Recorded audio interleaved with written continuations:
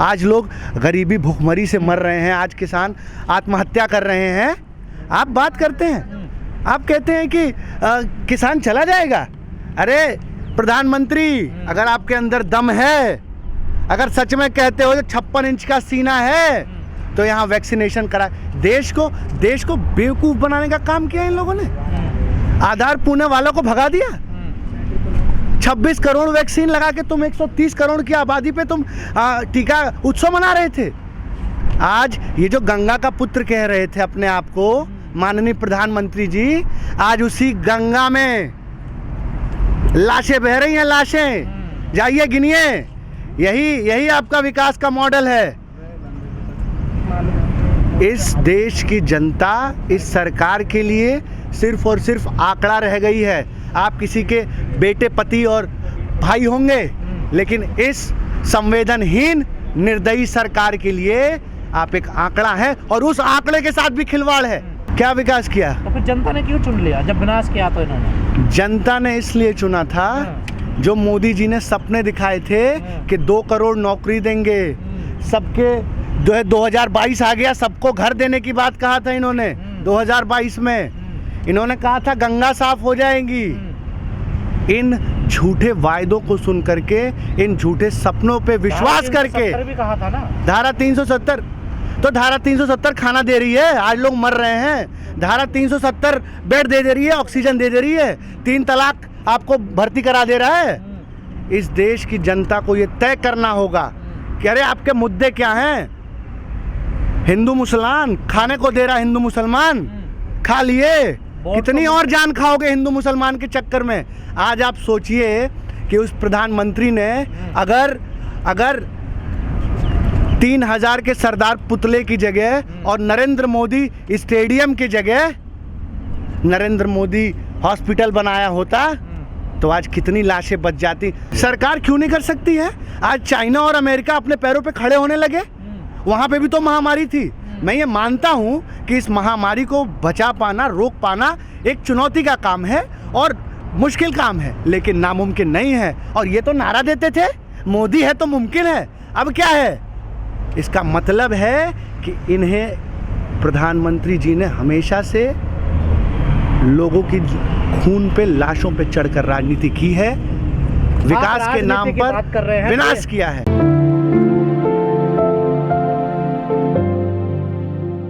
अतुल जी, किसान 6 महीने का राशन लेकर आए थे, 6 महीने कंप्लीट होने वाले हैं किसानों को। अब क्या रणनीति है आप लोगों की आगे की, क्या कदम उठाने वाले हैं आप लोग? देखिए, रणनीति बहुत स्पष्ट है और डे 1 से वही रणनीति है जो कि आज भी वही चल रही है। पर वो तो ये मुगालते में जो लोग हैं कि किसान डर गया है, किसान इस महामारी से डर के चला जाएगा, भाग जाएगा।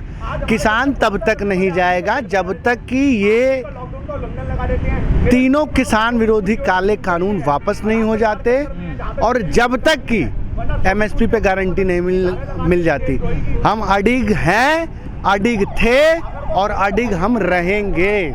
ठीक है। 6 महीने होने वाले आंदोलन, क्या हासिल हुआ अभी तक किसानों को? बहुत कुछ हासिल हुआ है। आप ये बताइए, इस कोरोना जैसी इतनी बड़ी महामारी में अगर यहाँ किसान खड़ा है और हजारों की संख्या में सभी बॉर्डरों पर खड़ा है, तो इसको क्या आप मानते हैं? इसको आप ये मानते हैं कि किसान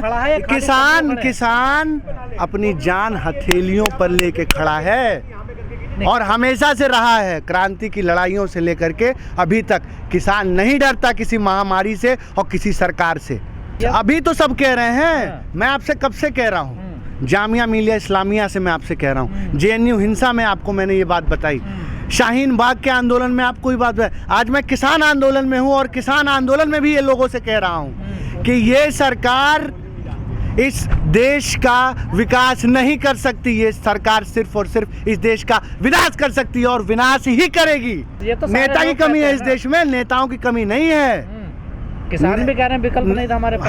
हम हैं विकल्प, मैं हूँ, राहुल सुराना विकल्प है, गौरव टिकैत विकल्प है, राकेश टिकैत विकल्प है। बनाइए हमें। आप पे विश्वास तो नहीं करते? क्यों विश्वास नहीं करे? ये साजिश की जा रही है, ये नेताओं को खत्म किया जा रहा है।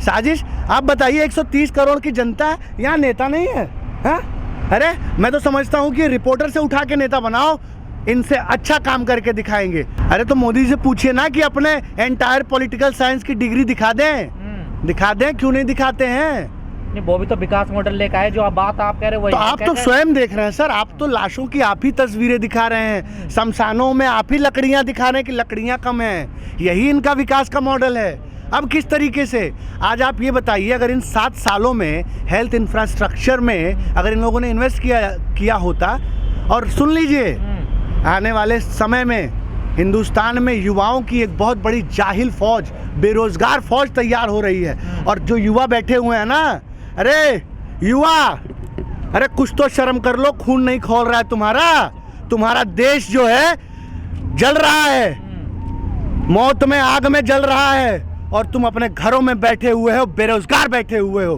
भूल गए इस देश ने चंद्रशेखर दिया है, इस देश ने भगत सिंह दिया है। अपनी आने वाली पीढ़ियों को समझा नहीं पाओगे अगर यूं ही अपने घरों में बैठे। मैं कहना चाहूँगा, निकलो घरों मकानों से, जंग लड़ो बेईमानों से, तब लड़े थे गोरों से, अब लड़ना है भ्रष्टाचारी, लुटेरे, डकैत, चोरों से। कमर बांध लो युवाओं, आने वाला समय गुलामी से भी खतरनाक होने वाला है। और हाँ, मैं ये बता देना चाहता हूँ कि जो किसान है, अतुल त्रिपाठी हैं, अपनी जान हथेली पर लेके चलते हैं इस देश के लिए। हाँ, मैं पागल हूँ, मेरे अंदर है जुनून, अपने किसानों को मरता हुआ नहीं देख सकता हूँ। बिल वापस होगा, और अगर बिल नहीं वापस होगा तो वो हो जाएगा इस देश में जो इतिहास में कभी नहीं हुआ है। धमकी दे रहे हो सरकार? धमकी हम नहीं दे रहे हैं, हम चेता रहे हैं, हम कि धीरे धीरे रे मना, धीरे सब कुछ होए। जब ये बांध जब धीरे धीरे टूटेगा तो प्रधानमंत्री भी ये नहीं कहेंगे कि किसानों ने गलती कर दी। किसानों ने गलती नहीं कर दी, किसान समझाता रहा। आज 6 महीने से समझा रहा है। ये कहते थे 1 कॉल की दूरी है, अरे कितना दूर है, 1 कॉल कब करोगे महाराज? आज तो लोग मर भी गए, कब करोगे 1 कॉल? ये कहते थे कि ये गंगा पुत्र हैं, उसी गंगा में लाशें बह रही हैं साहब। हाँ, हम गुलामी कर लें। 3 कानून है क्या लोगों को आप लोगों ने समझाया है? 3 कानून, ठेका पत्ती पे अपने खेतों को दे दें, ठेकेदारी पे दे दें। अभी भी दे रहे हैं किसान। क्या ठेके पे तो अब भी जाता है खेती? अच्छा, और ठेके पे जाता है तो ठेके पे जाता है तो उस व्यक्ति के ऊपर तो हम केस कर सकते हैं। यहाँ तो कॉन्ट्रैक्ट में तुम डीएम तक जाके खत्म हो जाओगे, तुम केस नहीं कर पाओगे। क्या बात कर रहे हैं सर आप? तो वो बात मानने के लिए जो किसान, इसका मतलब है, सुनिए, आप लोग किसान को जो है बुद्धिजीवी नहीं मानते हैं, आप लोग किसान को मूर्ख मानते हैं। आप ये बताइए, आज आप एक चीज बताइए, आज असीमित भंडारण होने लगेगा, आपके घर का आलू अंबानी अडानी के घरों में चला जाएगा, तो वो ना बताएंगे तो जमा वो कौन सी रुकी है क्या? तो और होगी ना। आज तो आपको 10 रुपया 50 रुपया किलो आलू मिल भी जा रहा है साहब। जियो जैसे पैकेट में पैक होके 150 रुपया किलो अगर वही आलू और वही लहसुन और वही प्याज नहीं मिला तो जो नहीं वो।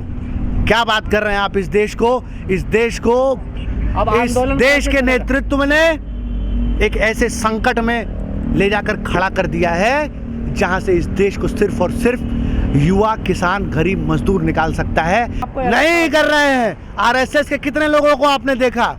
आरएसएस के हैं सोनू सूद, श्रीनिवास आरएसएस के हैं। सोनू सूद पे भी आरोप लगाया पहले कि बीजेपी का एजेंट है। ये सब पे आरोप लगाएंगे, ये कुल मिलाजुला के बात यही है कि जो ये समझ रहा है कि किसान डर गया है, किसान कोरोना से और इस महामारी से चला जाएगा, किसान जाएगा नहीं।